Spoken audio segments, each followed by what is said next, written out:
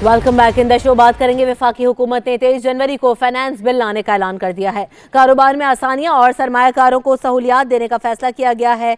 वजीर खजाना असद उमर कहते हैं कि मिनी बजट में स्टॉक मार्केट को अच्छी खबर मिलेगी। FBR के SRO के इजरा का इख्तियार खत्म कर दिया गया और असद उमर ये भी कहते हैं कि फिलहाल IMF के पास नहीं जा रहे, सरमायाकारी और बचत दोनों को बढ़ाना है। पुराने पाकिस्तान के 2 से 3,000 अरब रुपए के कर्जे भी हमें ही अदा करने हैं। हुकूमत का ऐसा इकदाम सामने आ गया। एक और फाइनेंस बिल लाने की तैयारी मुकम्मल कर ली गई। 23 जनवरी को नया फाइनेंस बिल कौमी असेंबली में पेश किया जाएगा। फाइनेंस बिल में गरीबों से बोझ हटा लिया जाएगा और स्टॉक मार्केट पर भी इसके मुस्बत असरात मुरतब होंगे। और असद उमर ने भी गुफ्तगू करते हुए यही कहा था कि पाकिस्तान स्टॉक एक्सचेंज वालों को भी एक अच्छी खुशखबरी इस बिल के बाद देखने को मिलेगी। नए फाइनेंस बिल में बास मसनूआत पर टैक्स और टैरिफ में इजाफे की भी तजवीज़ दी गई है, लेकिन जितने भी टैक्सेस लगाए जाएंगे उससे जो आम तबका है वो मुतासर नहीं होगा, बल्कि साहिब सरवत अफराद पर टैक्सेस लगाए जाएंगे। वफाकी हुकूमत ने 23 जनवरी को फाइनेंस बिल लाने का ऐलान कर दिया है और ये कहा जा रहा है कि जो बिजनेस कम्युनिटी है उसको खुसूसी तौर पर टारगेट किया गया है ताकि जो बिजनेसमैन हैं वो यहाँ पर आकर कारोबार कर सकें और मुल्की मईशत को सहारा मिल सके। IMF के पास भी नहीं जा रहे और जो कोशिश की जा रही थी कि मुख्तलिफ पैकेजेस से मुल्की मईशत को सहारा दिया जा सके, उस पर अमल दरामद करते हुए अभी ये फैसला किया गया है कि IMF के पास नहीं जाना और जो दीगर तब्दीलियां हैं उससे मुताल्लिक भी वो 23 जनवरी को आगाह करेंगे। मेरी पिछले हफ्ते में भी 2 दफा IMF के साथ बातचीत हुई है और हमारा डेटा चेंज हो रहा है, नेगोशिएशन जारी है। कराची दिल है मईशत का पाकिस्तान की। आपको कुछ चीजें जो है वो ये 23 तारीख को जब फाइनेंस बिल अनाउंस होगा तो आपको उसके अंदर नजर आएंगी, आसानी पैदा करने के लिए जो आपके लिए हम इकदाम कर रहे हैं।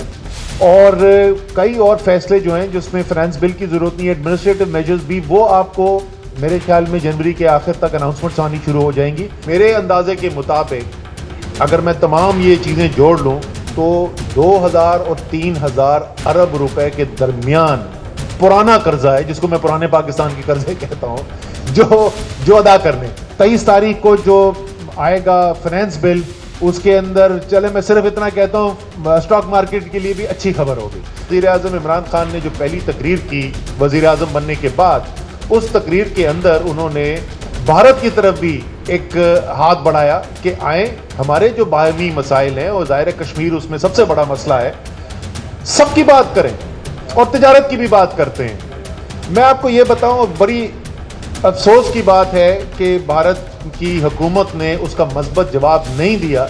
एक आपको नज़र आ रहा है कि ये एक हुकूमत है जो समझती है कि मैंने अगर अपने मुल्क के अवाम की जो करोड़ों लोग गुर्बत की ज़िंदगी गुजार रहे हैं, अगर मैंने इनकी ज़िंदगी बेहतर करनी है तो इनकी ज़िंदगी बेहतर करने के लिए मुझे तजारत को फ़रोग देना है, मुझे सरमायाकारी को फ़रोग देना है और हर काम जो मैं करूँ बशमूल में खारजा पॉलिसी जो बनाऊँ उसके अंदर मैंने इस चीज़ को तरजीह बुनियाद देनी है।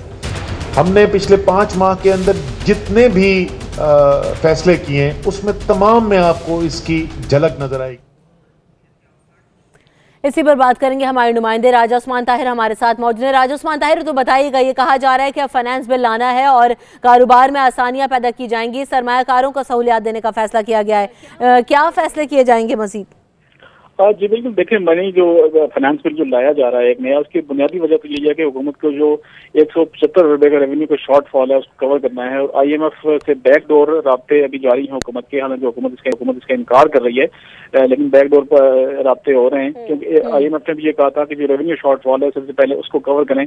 तो जो फाइनेंस बिल लाने का बुनियादी मकसद यही है कि जो रेवेन्यू शॉर्टफॉल है उसको कवर किया जाए। तो इस हवाले से 23 जनवरी को ऐलान भी कर दिया हुकूमत ने कि ये फाइनेंस बिल जो है वो असेंबली में पेश किया जाएगा। इसमें सबसे पहले इंसदाद मनी लॉन्ड्रिंग है, इंसदाद स्मगलिंग की रोकथाम के हवाले से भी इस बजट में अहम निकात शामिल किए गए हैं। टेररिज्म फाइनेंसिंग की रोकथाम के लिए भी बजट में तजवीज़ शामिल है, जबकि मिनी बजट में नॉन फाइलर्स के लिए टैक्स की शरह में मजीद इजाफे की तजवीज़ दी गई है। इसी तरह नए जो फाइनेंस बिल आ रहा है इसमें इसके तहत टैक्स रेट बढ़ाने के लिए भी हुकूमत ने तजवीज़ दी है और इसके ऊपर भी अमल किया जाएगा, जबकि जो नॉन फाइलर्स हैं उनके खिलाफ घेराबंदी किए जाने के लिए तजवीज़ है। नॉन फाइलर्स के गिर्द घेरा यकीनन तंग होगा। बहुत शुक्रिया राजा उस्मान ताहिर, आप हमें इस हवाले से अपडेट कर रहे थे। एहतशामुल हक साहब हमारे साथ मौजूद हैं, सीनियर इकोनॉमिस्ट और तज्ज़ियाकार, उनसे बात करते हैं। बहुत शुक्रिया एहतशामुल हक साहब, आपने वक्त दिया प्रोग्राम के लिए। अब ये जो कहा जा रहा है तो नया बिल लाया जा रहा है 23 जनवरी को, सबसे पहले तो इसको ही क्लैरिफाई कर दें जिस पर अपोजिशन शदीद तनकीद कर रही है कि हर 4 माह के बाद एक बिल ले आते हैं और एक बजट ले आते हैं सामने,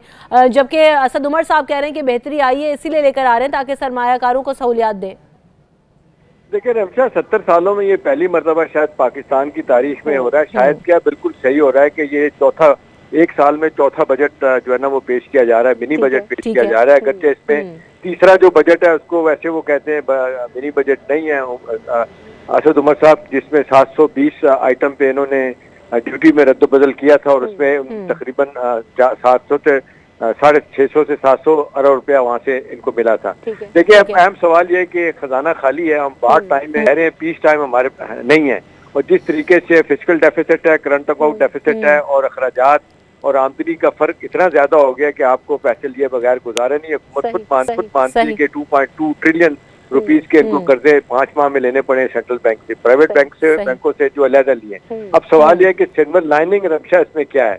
सिल्वर लाइनिंग जो हमें नजर आ रही है कि लगता है कि गवर्नमेंट ने अपना जो ना इकोनॉमिक रिफॉर्म एजेंडा जो है ना अब फाइनल किया 5.5 माह में, और उसमें वो ये कह रहे हैं कि जी हमने इन्वेस्टमेंट को बढ़ाने के लिए, एक्सपोर्ट को बढ़ाने के लिए, टैक्सों में रद्द-बदल करने के हवाले से और कुछ रिलीफ लोगों को देने के हवाले से जो कुछ चीजें प्लान की हैं। तो मेरा ख्याल है ये आने वाले दिनों में ये लोगों को शायद ये जवाब मिल जाएगा। ये खामोशी नजर आ रही थी, लोग कहते हैं जेल पे पेड हैं, इनको पता था कि क्या होने जा रहा है लेकिन कोई तैयारी नहीं की। तो लगता है कि इस दौरान ये कुछ अपनी तैयारी एहतशामुल हक साहब, हम इससे भी अभी क्रेडिट दें हुकूमत को कि जो फैसला किया गया है कि IMF के पास नहीं जा रहे हैं, एटलीस्ट कर्जे लेने वाली बात पे जो कहा गया था कि पहले बड़े दावे वादे किए गए थे, यू टर्न लिया, लेकिन अब लगता है कि वो वापस लोगों को क्लैरिफाई कर रहे हैं, कोशिशें जो की जा रही थी कि हमें IMF के पास नहीं जाना पड़े। देखिए रमशा, ये तो अब पाकिस्तान की तारीख का एक बहुत बड़ा हिस्सा बन गया है कि जो हमने देखा कि इनके आने के बाद PTI की गवर्नमेंट को जो विरसे में मिला था वो अब डिफॉल्ट होने वाला था। बैंक करंसी जो है ना वो हमारे सर पे मंडला रही थी, वो तो इमरान खान ने अपना पर्सनल क्लाउड यूज करके जो एक कहा जाता है कि करप्ट आदमी नहीं है, तो हमने देखा कि वो $6 बिलियन सऊदी अरब से, $6 बिलियन जो है ना वो UAE से, $2 बिलियन चाइना से मिल गया, और हमें ये $11 बिलियन का फिस्कल जो हमारा जो गैप हो गया। आइंदा आने वाले दिनों में क्या होगा, वो ये तो मामला टल गया। अगर कोई और हुकूमत होती तो शायद ये सूरत-ए-हाल पता नहीं कहाँ पे पहुंचनी थी। तो अपना एक जाती इमेज जो उनका है क्लीन आदमी का, इमरान खान का, उसका तो बड़ा फायदा हुआ है। अब बेस्ट केस यही है रमशा इनके लिए कि भाई बदलते हुए हालात में आपके पास जो कुछ है उससे आप क्या फायदा उठाएंगे, किस तरीके से। एक तो है कि मसाइल से निपटना, एक है कि जो लोग आपकी तरफ देख रहे हैं रिलीफ नहीं दिया गया। अब आप देखें आम आदमी जो है ना वो तो ये कहते हैं जी हमें कुछ नहीं मिला, ये अभी फौरी तौर पे कुछ नहीं मिलेगा। पेंशनर अपनी बात कह रहे हैं कि हमें पैसे बढ़ाए जाएं, आम आदमी गवर्नमेंट सर्वेंट है वो कहते हैं हमें मिले। ठीक है, एहतशामुल हक साहब साथ ही मौजूद रहेगा। आबिद क़य्यूम सुलैरी साहब हमें ज्वाइन कर रहे हैं, रुकन एडवाइजरी काउंसिल है, उनसे भी इस मामले पर बात करते हैं। बहुत शुक्रिया आबिद क़य्यूम सुलैरी साहब, आपने प्रोग्राम के लिए वक्त दिया। सुलैरी साहब, अब यही बात हो रही है कि जो नया बिल लाया जा रहा है उसमें टैक्सेस का बम नहीं गिराया जाएगा बल्कि सहूलियात दी जाएंगी, और IMF के पास भी अब नहीं जा रहे, तो बेहतरी अब होती नजर आ रही है हमें। जी देखिए, अगर आप इस हुकूमत को देखें तो अभी तक इनकी 3 स्ट्रेटेजी थी। एक शॉर्ट टर्म है जिसमें फौरी तौर पे बैलेंस ऑफ पेमेंट को पूरा करना था। मीडियम टर्म में इकोनॉमी के जो स्ट्रक्चरल मसाइल हैं उनको हल करना, और लॉन्ग टर्म में फिर वापस ग्रोथ ट्रेजेक्टरी पे जाना, कोई इन्वेस्टमेंट को लेके आना। तो पहला काम जो था वो तो हो गया, और एहतशाम साहब की बात अभी मैं सुन रहा था, मैं इसको एंडोर्स करता हूँ। आमतौर पे समझा जाता है कि शायद कर्ज लेना बड़ा आसान काम है, लेकिन आपको याद होगा 2008 में जब जमहूरी हुकूमत कायम हुई थी पीपल्स पार्टी की, तो एक फ्रेंड्स ऑफ डेमोक्रेटिक फोरम जो था, डेमोक्रेटिक पाकिस्तान फोरम, वो बना था जिसमें पूरी दुनिया की लीडरशिप पाकिस्तान में बुलाई गई थी। उन्होंने पब्लिक प्लेजेस भी किए लेकिन किसी ने $1 भी नहीं दिया। तो 4-5 महीने में इतने पैसे इकट्ठे कर लेना कि आपको IMF से थोड़ी देर के लिए डिले कर सकें, IMF को ऑप्शन बी के तौर पर रख सकें, ये पॉजिटिव खबर थी। और अब जो मिनी बिल आ रहा है, मिनी बिल मेरे ख्याल में इसमें ईज ऑफ डूइंग बिजनेस पे ज्यादा फोकस है। इसमें फॉर एग्जांपल FBR की जो बहुत सी पावर्स थी उनको एंटी एक्सपोर्ट उनको रिवर्स किया जा रहा होगा। जो SRO इशू करने का उनका अख्तियार था उसको खत्म किया जा रहा है। इसी तरीके से जो रिबेट और रिफंड्स वगैरह के जो इशूज थे एक्सपोर्टर्स के FPR के साथ, उनका एक देरपा ये भी कहा जा रहा है आबिद कयूम सुलैर साहब कि पाकिस्तान स्टॉक एक्सचेंज में बड़ी बेहतरी आने वाली है। इसमें इस वक्त जो हुकूमत की स्ट्रेटजी मुझे लग रही है कि उन्होंने तमाम मिनिस्ट्री से बातचीत करने के बाद, फॉर एग्जांपल अगर कॉमर्स ये कहती है कि एक्सपोर्ट करने में ये चीजें जो थी वो ऑब्स्टेकल थी, तो फाइनेंस मिनिस्ट्री ने कहा कि ठीक है हम इनको हटा देते हैं, अब आप हमें एक्सपोर्ट करके दिखाइए।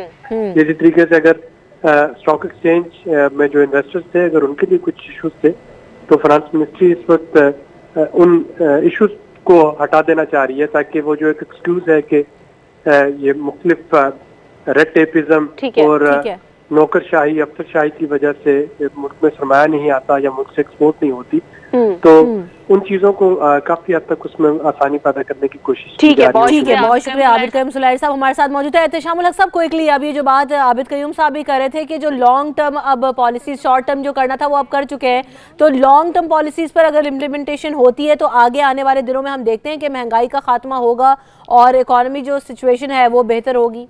देखिए रमशा, सवाल तो यही है ना, हर आदमी यही सवाल पूछ रहा है कि जो हमारे इमीडिएट कॉन्टेक्स्ट में हमारे मुश्किलात थी, फिस्कल डेफिसिट था, करंट अकाउंट डेफिसिट था, वो अगर उसमें कमी आ जाती है तो जाहिर है हमें थोड़ा बहुत कुशन मिलेगा।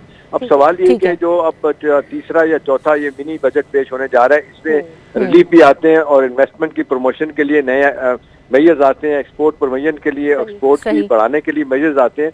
तो जाहिर है जो हमारा मसला एक्सटर्नल फ्रंट पे है वो तो यही है कि हमारी एक्सपोर्ट बढ़ जाए, फॉरेन डायरेक्ट इन्वेस्टमेंट हमारे मुल्क में आ जाए और लोगों को कोई यहाँ पे मुल्क के अंदर इन्वेस्टमेंट ज्यादा हो जाए ताकि टैक्सेस लोगों को मिल सके, क्योंकि कारोबार तो खत्म हो गया, लोग आए नहीं इतने, ऐसे में फ्लाइट ऑफ कैपिटल नहीं, इंटरनल यानी मजीद जब इन्वेस्टमेंट्स आएंगी, फॉरेस्टमेंट्स आएंगी, एक्सपोर्ट्स बढ़ेगी और सरमायाकारों को रिलीफ मिलेगा तो यकीनी तौर पर जो इकोनॉमिक सिचुएशन है वो बहुत बेहतर होगी। और सबसे अच्छा इकदाम यह है कि इस वक्त हमें IMF के पास नहीं जाना पड़ा, जिसके हवाले से असद उमर साहब ने भी आज गुफ्तगू की। हम आगे बढ़ेंगे। बहुत शुक्रिया। एहतशामुल हक साहब हमारे साथ मौजूद थे। बात करते हैं कुछ LNG स्कैंडल की, जिसमें साबिक वजीर खजाना मिफ्ता इस्माइल नैब के सामने पेश हुए और नैब रावलपिंडी ने मिफ्ता इस्माइल से 1.5 घंटे तक पूछगछ की। इसी पर बात करेंगे। हमारे नुमाइंदे नासिर हाशमी हमारे साथ मौजूद हैं। तो नासिर हाशमी, बताइएगा, मिफ्ता इस्माइल साहब आज पेश हुए, 1.5 घंटे तक उनसे सवाल जवाब हुए, क्या सवाल जवाब किए गए? जी बिल्कुल, साबिक वजीर खजाना मिफ्ता इस्माइल जो हैं वो नैब रावलपिंडी में पेश हो गए हैं और क्योंकि उनसे गुफ्तगू हुई हमारी और उन्होंने बताया कि तकरीबन 2 बजे उनको बुलाया गया था और 1.5 घंटा तफ्तीश जारी रही। तकरीबन 30 सवाल जो थे जिनके जवाबात उन्होंने दिए और तमाम LNG के हवाले से, क्योंकि बहुत बड़ा स्कैंडल था जिसमें साबिक वज़ीर-ए-आज़म शाहिद खान अब्बासी जो उस वक्त वजीर थे पेट्रोलियम के और दीगर जो अफसरान हैं उन सब के हवाले से, क्योंकि ये उस वक्त इसको ऑल इन ऑल इसको देख रहे थे इस हवाले से, क्योंकि बहुत बड़ी करप्शन हुई थी और 30 सवाल दिए गए। नैब एग्जीक्यूटिव जो कंबाइन इन्वेस्टिगेशन टीम है उन्होंने और उसके सवालात उनको जवाबात दे दिए हैं और उनका मिफ्ता इस्माइल का ये कहना था कि वो मुतमईन थे मेरे सवालात के जवाबात थे। उनसे हमने ये भी पूछा कि क्या आप आपको नहीं बुलाएंगे, तो उन्होंने कहा कि नहीं, वो मुझे दोबारा भी बुला सकते हैं और मैंने अपने जो भी मुझसे सवालात किए कि मैंने उनके तमाम जवाबात रिकॉर्ड के साथ और एविडेंस के साथ दिए हैं। तो यानी आज नैब रावलपिंडी में बुलाया गया मिफ्ता इस्माइल साहब को और जो सवाल उनसे किए गए उन्होंने उनके भरपूर जवाब दिए। बहुत शुक्रिया नासिर हाशमी, आप हमें अपडेट कर रहे थे। हम ब्रेक लेते हैं, पब्लिक न्यूज रूम में दोबारा हाजिर होंगे after this break. Stay tuned with us. Welcome back in the show. अब कुछ जो वीडियो वायरल हुई लाड़काना के शहरी की उसकी बात कर लेते हैं। किस्मत खराब हो गई शहीदों के शहर की, क्योंकि जिसको तरक्की देखनी है लाड़काना आ जाए। नाराज शहरी ने बिलावल भुट्टो के नाम पैगाम दिया सोशल मीडिया पर और लाड़काना के शहरी की वीडियो वायरल हो गई सोशल मीडिया पर। शहरी ने सीवरेज के गंदे पानी में खड़े होकर बिलावल भुट्टो के नाम रिकॉर्ड कराया पैगाम और वो वीडियो वायरल हो गई। देखिएगा।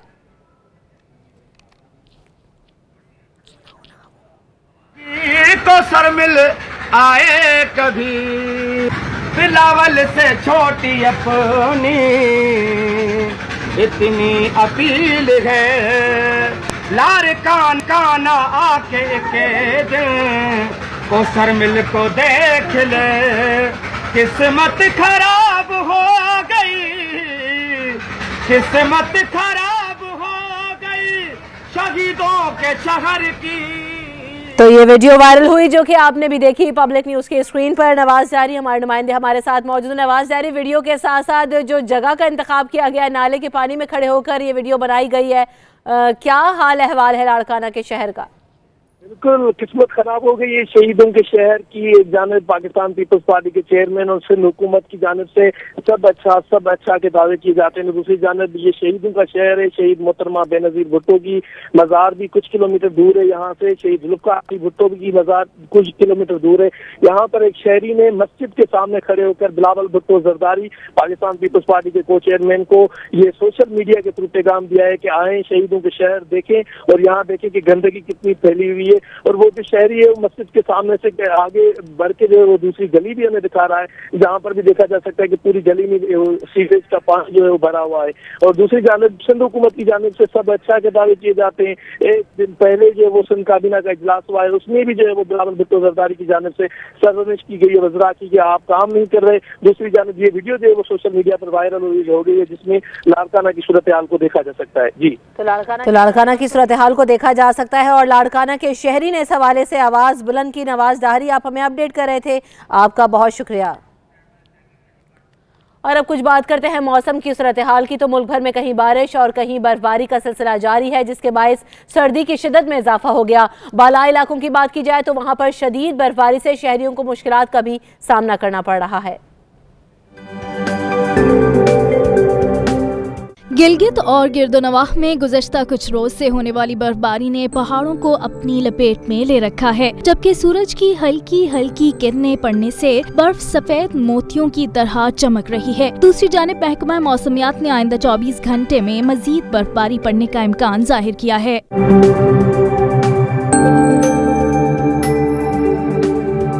सवात में भी पिछले कुछ रोज से बर्फबारी का सिलसिला जारी है, जिसके बाद सड़कें मुकम्मल तौर पर बंद हो गयी, जिससे ट्रैफिक शदीद मुतासिर हुई थी और शहरियों को काफी मुश्किलात का सामना करना पड़ा था। लेकिन अभी भी सवात के बाज़ मकामात पर हल्की हल्की बर्फबारी जारी है, जिससे एक तरफ तो सैर के लिए आए लोग खूब लुत्फ उठा रहे हैं, जबकि दूसरी जानिब अभी भी ट्रैफिक की रवानी में परेशानी का सामना है। अगर बात की जाए मानसहरा की तो आज भी मानसहरा में वक्फे से बर्फबारी का सिलसिला जारी है, जिसके बाद सर्दी की शिद्दत में मजीद इजाफा देखने को मिला, जबकि बर्फबारी से कई राब्ता सड़कें शाहराह कराकरम और शारकोल बंद हैं, जिसके बाद शहरियों समेत सैर के लिए आए सयाहों को काफी मुश्किलात का सामना है। तो अब कुछ बात करें लाहौर की भी, जिसके मुख्तलिफ इलाकों में गुज़िश्ता रात वक्फे से होने वाली बारिश ने मौसम सर्द कर दिया और बारिश के बाद बादलों और सूरज की आंख मचोली भी जारी है। मौसम का अहवाल जानेंगे हमारे नुमाइंदे ताहिर इमरान हमारे साथ मौजूद हैं। ताहिर इमरान, बताइएगा लाहौर का मौसम किस तरह का है और सर्दी की शिद्दत में यकीनन बारिश के बाद इजाफा हो गया होगा? जी बिल्कुल, मुल्क भर की तरह लाहौर में भी जो बारिश का सिलसिला है वो जारी है। सुबह से ही जो शहर के मुख्तलिफ इलाकों में कहीं हल्की और कहीं तेज़ जो बारिश का सिलसिला है वो जारी है और अभी भी जो करंट सिचुएशन है अभी भी हल्की जो बारिश है उसका सिलसिला जारी है, जिससे मौसम इंतहाई खुशगवार हो गया और सर्दी की शिद्दत में भी इजाफा हो गया और जो लाहौरी हैं वो मौसम को इंतहाई भरपूर तरीके से इंजॉय कर रहे हैं। और जैसे ही मौसम की रुत बदलती है तो जो लाहौरी है वैसे ही खाबों के शौकीन है, तो उनकी ज़ुबान का जो टेस्ट है वो बदल जाता है। और लाहौरियों ने इस वक्त मार्केटों का रुख किया हुआ है, जहाँ पर समोसे पकौड़ों की दुकानों पर रश लगा हुआ है और लोग जो समोसे पकौड़े हैं उनकी ख़रीदारी भी कर रहे हैं। और इस वक्त छुट्टी, शाम का वक्त है, छुट्टी हुई है ऑफिस से, तो लोग अपने कामकाज से भी अपने घरों को जा रहे हैं और उनकी यही कोशिश है कि समोसे पकौड़े वो उनसे मज़ा भी लें, उनसे लुत्फ़अंदोज़ भी और अपने घर वालों के लिए भी लेके जाएं। अगर महकमा मौसमियात की बात की जाए तो महकमा मौसमियात का कहना है कि ये जो बारिश का सिलसिला है इसका ये तकरीबन आइंदा 24 घंटे तक ये बारिश का ये जो सिलसिला है ये जारी रहेगा और सर्दी की नई लहर आएगी और मौसम मज़ीद सख्त होगा। जी ताहिर, ये भी बताइए कि अब सर्दी की शिद्दत में यकीनन इजाफा हुआ है और बारिश जिस तरीके से हो रही है, ट्रैफिक की क्या सूरत हाल है और साथ साथ जो बिजली है, क्या लोड शेडिंग तो नहीं हो रही? क्योंकि गुज़िश्ता दिनों हमने देखा था कि फॉग की वजह से और बारिश की वजह से कई इलाकों में बिजली मुनक़ता थी।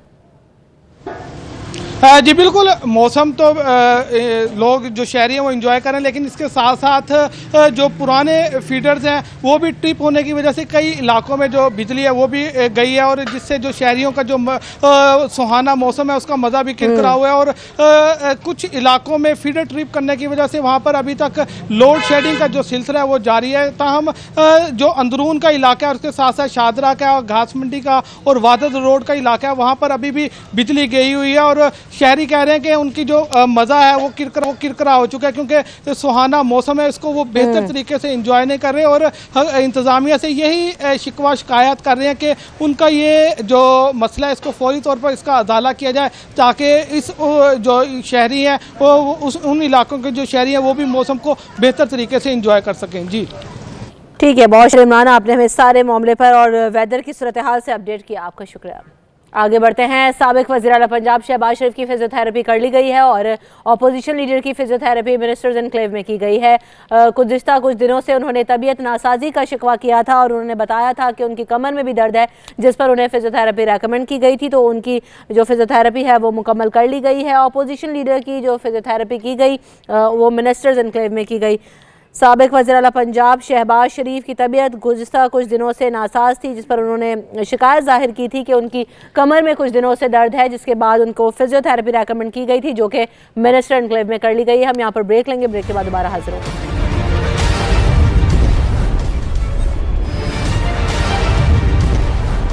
माह के दौरान बुरी तरह नाकाम हो चुकी है। 2013 में बिजली और गैस के मसले पर काबू पाया। हमने हुकूमत छोड़ी तो गैस बिजली वाफिर मकदार में मौजूद थी। आज घरों में गैस नहीं है, बिजली नहीं है। हुकूमती नाअहली के बायस गैस का मसला पैदा हुआ और हुकूमत ने कर्जों के रिकॉर्ड तोड़ दिए। उनका यह भी कहना था कि मौजूदा हुकूमत की कोई मुआशी पॉलिसी नहीं है। वजीर आजम वज़रा एनआरओ की बातें करते हैं, 50 लाख घरों की नहीं। आज LNG के प्लांट्स बंद हैं। उन्होंने ये भी कहा कि आजकल GIT का बड़ा रिवाज है, गैस बहरान पर भी GIT बनानी चाहिए। हमेशा कहा कि मुल्क में LNG लाने का जिम्मेदार हूँ। मुझसे पूछा जाएगा तो हकीकत यकीनन वाज़े हो जाएगी। LNG ना लाते तो एनर्जी मसाइल हल ना होते। मुल्क में LNG लाना जुर्म है तो इसकी सजा के लिए भी तैयार हूँ। मिफ्ता इस्माइल ये कहते हैं कि पहले 6 माह में खसारा 2.8% हुआ। 1000 अरब रुपए मुल्की कर्जा बढ़ा। डॉलर 140 होने की वजह से ये सब कुछ हुआ। पीपल्स पार्टी दौर में 6% ग्रोथ हुई थी और बेरोजगारी में कमी लाने के लिए हमने 8 से 9% तक जाना होगा और हमें इक़दाम करना होंगे। और वज़ीर आज़म शाहिद खाकान अब्बासी ये कहते हैं कि 5 माह के दौरान हुकूमत बुरी तरीके से नाकाम हो गई। अब आपको बताएं, वफाकी वज़ीर सेहत आमिर महमूद क़यानी ने बड़ा ऐलान कर दिया। कहते हैं डॉलर सस्ता हुआ तो अद्वियात की कीमतें हम कम कर देंगे। अद्वियात मजबूरी के तहत महंगी की गई हैं और इस वक्त वो हमारे नुमाइंदे टिका खानसानी के साथ गुफ्तगू कर रहे थे। उन्होंने क्या कहा, देखिए।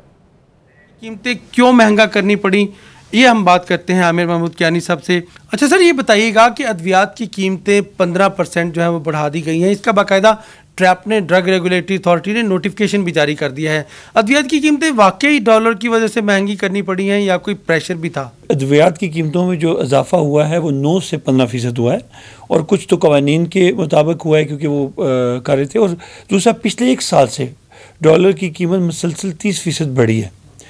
हमारी प्राइमरी जो वो है एफर्ट है कि वो दवाइयाँ यहाँ पर लोगों के लिए मौजूद रहें, इसलिए हमने वो दवाइयों को किसी इंडस्ट्री भी चले और लोगों को उनकी दवाइयाँ मिलती भी रहें, दस्तयाब रहें। इसलिए ये हमें फ़ैसला नागुज़ीर था, हमें बढ़ानी पड़ी। और चाइना में जहाँ से हम ख़ाम माल लेते हैं, और चाइना में भी बहुत सारी इंडस्ट्री बंद हुई है जिससे ख़ाम माल की कीमत बढ़ी है और हम नहीं चाहते कि लोगों को दवाई ही ना मिले। पोलिटिकली हम लोग बहुत फ़ैसले करते हैं, ये लोगों के मफाद का फ़ैसला, ज़ाहिर है उन पर प्रेशर लोगों पर आएगा। डॉलर से रिलेटेड चीज़ें इंशाल्लाह ज्यों डॉलर कम होगा, जो कि होगा इंशाल्लाह, तो ये दवाइयाँ भी इंशाल्लाह ताला कम होंगी। जी बिल्कुल, वफाकी वज़ीर कौमी सेहत आमिर महमूद क़यानी ने ये यकीन दहानी कराई है कि अगर डॉलर की कीमतें वापस हुई तो यकीनन अद्वियात की कीमतें फिर से कम होंगी। ये उनका वादा भी है और उनका ये कहना है कि लोग यकीन रखें, अगर अद्वियात की कीमतें बढ़ानी पड़ी हैं तो यकीनन ये कड़वा घूंट जो है ये डॉलर की वजह से ही पीना पड़ा। डॉलर की कीमत कम होगी तो अद्वियात की कीमतों में भी कमी का ऐलान यकीनी तौर पर कर दिया जाएगा। आमिर क़यानी का ऐसा कहना था। हम यहाँ पर ब्रेक लेंगे, ब्रेक के बाद दोबारा हाजिर होंगे। Show public news room, stay with us. में फैसला किया जाए और उन्होंने ये हुक्म जारी किया है। अदालती हुक्म पर तीफी भट्ट सुप्रीम कोर्ट में पेश हुआ। पुलिस को धमकाने और सुप्रीम कोर्ट के बारे में मुतनाज़े अल्फाज इस्तेमाल करने पर 2 अफराद को सुप्रीम कोर्ट के बाहर से गिरफ्तार भी कर लिया। तो आज ये मामला पेश आया जहां पर तीफी भट्ट के कब्जे के केस में सिविल अदालत को ये अहकाम जारी किए हैं कि 2 माह में फैसला किया जाए और अदालती हुक्म पर तीफी भट्ट सुप्रीम कोर्ट में पेश हुआ, जहां पर चीफ जस्टिस साहब ने यह फैसला दिया कि सिविल अदालतें इस हवाले से 2 माह के अंदर इस केस को निपटाएं। दूसरी जानिब एक मामला पेश आया जहां पर अदालतों के खिलाफ मुतनाज़े अल्फाज इस्तेमाल किए गए, तो 2 अफराद को फौरी तौर पर धर लिया गया और ये रिमार्क्स दिए गए कि क्या ये इज्जत करते हैं अदालतों की कि जो दिल चाहता है उसके बारे में कह रहे हैं। चीफ जस्टिस ने तीफी भट्ट से मुकालमा किया और अदालत ने तीफी भट्ट के वकील पर इजहार बरहमी भी किया। पुलिस को धमकाने और सुप्रीम कोर्ट के बारे में मुतनाज़िर अल्फाज इस्तेमाल किए गए, जिसके बायस 2 अफराद को सुप्रीम कोर्ट के बाहर से गिरफ्तार कर लिया गया और अदालती हुक्म पर तीफी भट्ट में जो है आज अदालत में पेश हुआ। असलम मजीद ने डिप्टी सेक्रेटरी सेटलमेंट को फ़ोन पर धमकाया और SP माज तीफी भट्ट ने ये कहा है, उनके बारे में बताया गया और तीफी भट्ट को भी ये कहा गया कि ये आप अदालतों की इज्जत करते हैं कि जो दिल चाहता है वो आप अदालतों के बारे में रिमार्क्स देते हैं, अदालतों की तज़ीक किसी को भी नहीं करने दी जाएगी। जब सुप्रीम कोर्ट में पेश हुआ तीफी भट्ट कब्जा माफिया, तो उसको ये चीफ जस्टिस साहब ने रिमार्क्स दिए और मजीद 2 लोगों ने जिन्होंने मुतनाज़िर अल्फाज इस्तेमाल किए उनको गिरफ्तार भी कर लिया गया। इसी पर बात करेंगे, हमारे नुमाइंदे इदरीस शेख हमारे साथ मौजूद हैं। तफसील बताइए इदरीस। जी बिल्कुल, आज चीफ जस्टिस पाकिस्तान जस्टिस मियां साकिब निसार और जस्टिस एजाजुल हसन पर मुश्तमिल आज एक दरखास्त पर समाअत हुई जिसमें ये इल्जाम लगाया गया था कि तीफी भट्ट ने जो है एक मुकामी खातून है हुमैरा भट्ट, उनकी जायदाद पर कब्जा कर रखा है। आज SP पुलिस जो है वहां उनकी जानिब से अदालत को ये बताया गया कि सेक्रेटरी जो सेटलमेंट है उनको ये 2 अशखास से उन्होंने फोन किया, असलम मजीद ने और अब्दुल वहीद ने, और उन्होंने ये कहा कि 17 जनवरी को चीफ जस्टिस तो रिटायर हो जाएंगे, उसके बाद हम देख लेंगे। जिस पर चीफ जस्टिस ने इजहार बरहमी करते हुए तीफी भट्ट को मुखातिब करते हुए कहा कि इस तरह से आप क्या अदालतों की इज्जत करते हैं। दुरान चीफ जस्टिस ने जो तीफी भट्ट के वकील थे उनको भी बराह रास्त मुखातिब करते हुए ये कहा कि अपने मोकल का सिर्फ उस हद तक आप दिफा कीजिए जिस तक आप कर सकते हैं और अदालतों को मजबूत बनाएं। चीफ जस्टिस ने ये वाजे किया कि उन्होंने आज तक जितनी भी कोशिशें की हैं वो तमाम की तमाम अपने इदारे की मजबूती के लिए थी। वो रिटायर हो जाते हैं, इस इदारे का हिस्सा नहीं रहते, से कोई फर्क नहीं पड़ता और समाअत खत्म होने के बाद जो है 2 अफराद को पुलिस ने हिरासत में ले लिया और चीफ जस्टिस ने वाज़ेह तौर पर 2 अफराद के खिलाफ जो है सख्त कार्रवाई का हुक्म दिया है। जी तो दोनों अफराद को गिरफ्तार कर लिया गया और सख्त कार्रवाई का हुक्म दिया है चीफ जस्टिस साहब ने कि अदालतों के खिलाफ या उनके बारे में मुतनाज़े अल्फाज किस तरीके से इस्तेमाल किए गए। बहुत शुक्रिया इदरीस शेख, आप हमें अपडेट कर रहे थे।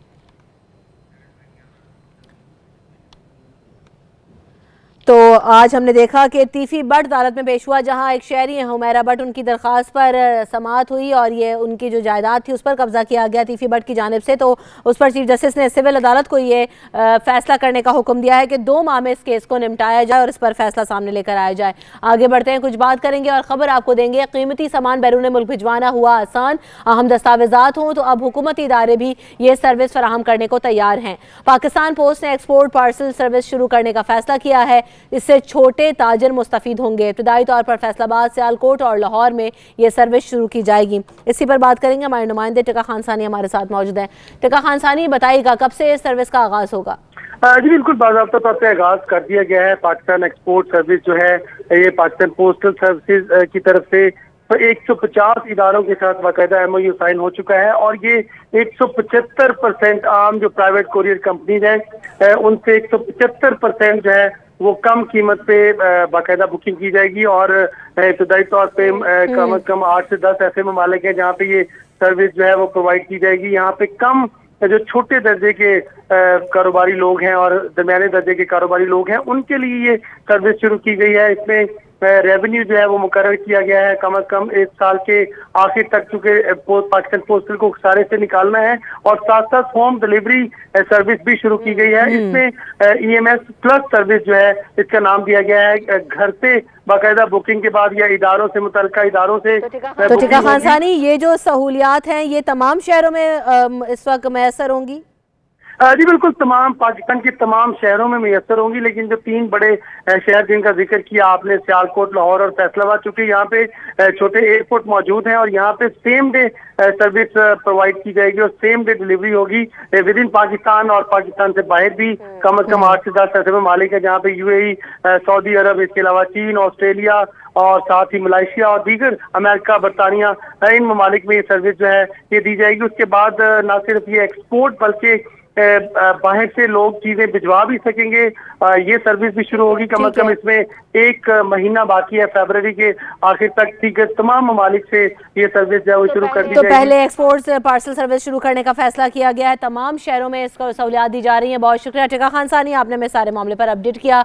अब कुछ बात करते हैं नवाज शरीफ के ज़ाती मुआलिज ने कोट लखपत जेल में साबिक वज़ीर आज़म की सेहत का मुआयना किया और डॉक्टर ने नवाज शरीफ के खून के ज़रूरी टेस्ट करवाने की तजवीज़ दी है। कुछ दिनों से नवाज शरीफ साहब की तबीयत नासाज है, वो दाएं जानिब दर्द की शिकायत कर रहे हैं बाजू की तरफ, तो उस पर जो उनके ज़ाती मुआलिज हैं उन्होंने कोट लखपत जेल में आज वज़ीर आज़म की सेहत का मुआयना किया और डॉक्टर ने नवाज शरीफ के खून के ज़रूरी टेस्ट करवाने की तजवीज़ दी है। कल भी जो उनके ज़ाती मुआलिज हैं, जो ज़ाती डॉक्टर हैं, उन्होंने नवाज शरीफ साहब का मुआयना किया था, जिस पर उन्होंने कहा भी था कि काफ़ी देर इंतज़ार करवाने के बाद जेल में उनकी मुलाकात करवाई गई। उसके बाद आज फिर उन्होंने दोबारा मुआयना किया। इसी पर बात करते हैं, हमारे नुमाइंदे शुएब हाशमी हमारे साथ मौजूद हैं। तफसील बताइए शुएब। जी बिल्कुल, आज मियां नवाज शरीफ से जेल के साथी मौलिक डॉक्टर अदनान ने इनसे मुलाकात की है। ये मुलाकात जो है ये 30 मिनट तक मुहित रही और 30 मिनट के दौरान उन्होंने मियां नवाज शरीफ का मुकम्मल जो है वो तिब्बी मुआयना किया। इस हवाले से उन्होंने कुछ जरूरी टेस्ट जो है वो भी तजवीज़ किए हैं। वो टेस्ट जो है उनकी जब रिपोर्ट आएगी तो फिर हतमी तौर पर बताया जा सकेगा कि मियां नवाज शरीफ को क्या तकलीफ है। अलबत्ता अभी जिस किस्म की जेल हुकाम की जानिब से भी तस्दीक की गई है कि उन्हें हसब जेल हॉस्पिटल के अलावा बाहर किसी हॉस्पिटल में मुंतकिल नहीं किया जा रहा जब तक उनके टेस्टों की रिपोर्ट नहीं आती। नवाज शरीफ के बारे में बताया जा रहा था कि पहले उन्हें बुखार था, फिर उनके बाजू जो है उसमें दर्द थी, जिसकी वजह से उनके खानदान वाले जो है खासी तशवीश में मुबतला थे और आज कारकुन जो है वो भी खासी भारी तादाद में जेल के बाहर रहे और उन्होंने रिक्वेस्ट भी की जेल हुकाम से कि इन्हें इनके ज़ाती मौलिक से मुलाकात की इजाज़त दी जाए, जिस बिना पर महकमा दाखिला ने खसूसी इजाज़त पर डॉक्टर अदनान को आज मियां नवाज शरीफ से मिलने की इजाज़त दी और इस चेकअप के दौरान जेल के जो डॉक्टर्स हैं वो भी वहाँ पे मौजूद थे और जो टेस्ट तजवीज़ किए गए हैं उन टेस्टों के बाद जो है इनकी जब तक रिपोर्ट आएगी उसके बाद डायग्नोज होगा कि मियां नवाज शरीफ का हतमी तौर पर इलाज जो है वो किस तरीके से किया जाएगा। जी ठीक है, तो टेस्ट करवाने की सिफारिश की गई है और ये कहा जा रहा है कि पहले टेस्ट करवाए जाएं। डॉक्टर अदनान की जानिब से ये कहा गया है और आज नवाज शरीफ साहब का मुआयना किया गया जेल के अंदर। शुएब हाशमी, आपने अपडेट किया, आपका शुक्रिया। ख्वाजा साद रफ़ी की बात करते हैं, जिनके खिलाफ नैब ने मजीद शवाहिद हासिल कर लिए हैं और नैब लाहौर ने पैरागॉन सिटी के चीफ अकाउंट्स फरहान अली समेत मुतअद्दिद अफराद को तलब कर लिया। ज़राई ये कहते हैं नैब के ख्वाजा साद, नदीम ज़िया समेत फैमिली के 12 अकाउंट्स हैं, जिनमें 50 करोड़ रुपए की रकम पैरागॉन सिटी के अकाउंट में मुंतकिल की गई और ये जो मजीद इंकशाफात हैं इसके बारे में लाहौर से शाकिर अवान की रिपोर्ट देखेंगे।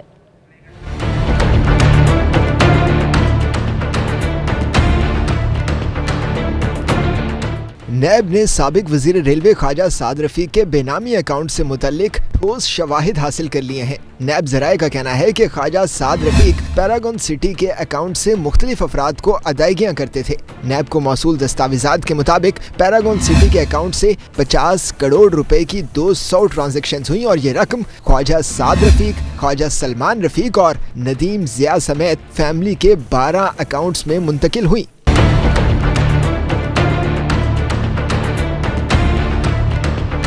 नैब ज़राए का कहना है कि मौसूल दस्तावेजात के मुताबिक 5 बैंक अकाउंट से 23 करोड़ 88 लाख 45 हजार रुपए निकाल कर मुंतकिल किए गए। नैब के मुताबिक ख्वाजा साद रफीक ने अपनी वजारत का फायदा उठाते हुए इख्तियारात से तजावुज किया। ख्वाजा साद रफीक और ख्वाजा सलमान रफीक ने अरबों रुपए मालियत के कमर्शियल प्लॉट्स फरोख्त किए, जबकि फरोख्त किए गए प्लॉट्स पैरागॉन सिटी की मलकियत नहीं थे। ख्वाजा बरादरान की जानिब से ये धोखे से फरोख्त किए गए। नैब ने पैरागॉन के चीफ अकाउंटेंट फरहान अली और बेनामी अकाउंट होल्डर को भी शामिल तफ्तीश कर लिया है। नैब ज़राए का कहना है कि फाइनेंशियल मार्केटिंग यूनिट की रिपोर्ट को मद्देनजर रखते हुए पैरागॉन मिनी एक्सचेंज के खिलाफ भी तहकीकात का आगाज कर दिया गया है। कैमरामैन रिहान शेख के साथ शाकिर महमूद अवान, पब्लिक न्यूज, लाहौर।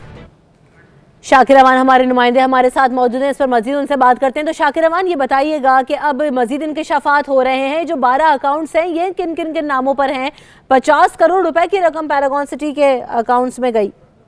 जी बिल्कुल, ये जो 12 अकाउंट्स हैं इनके बारे में ये कहा जा रहा है कि ख्वाजा साद रफीक के कुछ अकाउंट्स हैं, कुछ ख्वाजा सलमान के हैं, नदीम ज़िया के हैं, और इस समय जो दीगर इनकी फैमिली के अरकान हैं इनके ये अकाउंट्स हैं। और इन अकाउंट्स में 50 करोड़ रुपए से जायद की रकम जो है वो मुख्तलिफ ट्रांजेक्शन में मुंतकिल हुई है। और जो नैब ज़राए है उनका कहना है कि 200 ट्रांजेक्शन जो है वो की गई हैं इन 50 करोड़ अकाउंट्स 50 करोड़ रुपए मुंतकिल करने के लिए। इससे के साथ साथ जो और इंकशाफात हुए थे उसमें ख्वाजा सलमान रफीक के जो साहबजादे हैं गुफरान सलमान और नदीम ज़िया के बेटे मोहम्मद कबीर, इन दोनों के नाम पर जो ट्रांजेक्शन की गई, जो अकाउंट्स पे जो पैसे जो हैं वो जारी किए गए थे पैरागॉन सिटी की जानिब से, वो उनकी जो मालियत बताई गई है वो 2 अरब से जायद की है। नैब ज़राए का कहना है कि जब पैरागॉन सिटी के दफ्तर पर छापा मारा था और उस दौरान जो डॉक्यूमेंट्स और दस्तावेजात वहाँ से कलेक्ट की गई थी, उनमें से कुछ दस्तावेजात में इंकशाफ हुआ कि सलमान रफीक के जो बेटे हैं, तो सलमान रफी के बेटे और नदीम ज़िया के बेटे वो भी इसमें मुलव्वस हैं, उनके नाम भी सामने आए हैं, शवाहिद इकट्ठे कर लिए गए हैं। बहुत शुक्रिया शाकिर रवान, आपने अपडेट किया। साथ ही पब्लिक न्यूज़ रूम से अब तक के लिए इतना ही। रमशा कंवर को दीजिए इजाज़त, अल्लाह ने के बाद।